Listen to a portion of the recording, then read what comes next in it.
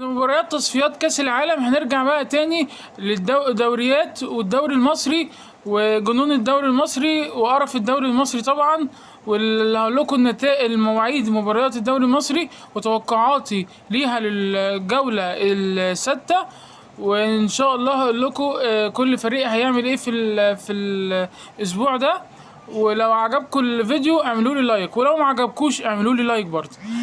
مباريات يوم الجمعة هيبتدي بكرة ان شاء الله. المباريات الساعة 5، بتروجيت والبنك الاهلي.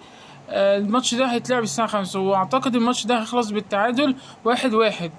تاني ماتش في اليوم هيبقى الساعة 8، عندنا ماتش زد والاسماعيلي، واعتقد الاسماعيلي بأداها المزري ده فريق ضعيف جدا، اعتقد زد هيكسب 2-0. الماتش التالت فريقين اصلا الاتنين واقعين خالص، فاركو والاتحاد، واعتقد الماتش ده هيخلص تعادل سلبي، او ممكن الاتحاد تكسب، بس الاقرب ان هو يخلص تعادل سلبي. مباراة يوم السبت بقى هيبقى عندنا 4 مباريات، مباراتين الساعة 5 ومباراتين الساعة 8. مباراتين الساعة 5 هيبقى فيه غزل المحلة والمقاولين، أعتقد الماتش ده هيخلص 1-0 لغزل المحلة. غزل المحلة لغاية دلوقتي مدخلش فيه جوان، وأعتقد برضه في الماتش ده مش هيخش فيه جوان، بس أعتقد إن هو ممكن يكسب الماتش ده، مش يتعادل زي كل مرة.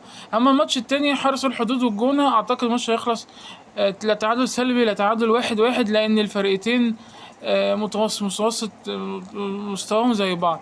ماتش الساعة 8 هيبقى فيه عندنا سيراميكا وسموحة، واعتقد الماتش ده سيراميكا هتفوز بسهولة، لا 2-1 2-0، فاعتقد سيراميكا هي هتفوز الماتش ده. سيراميكا مستواها قوي الايام دي.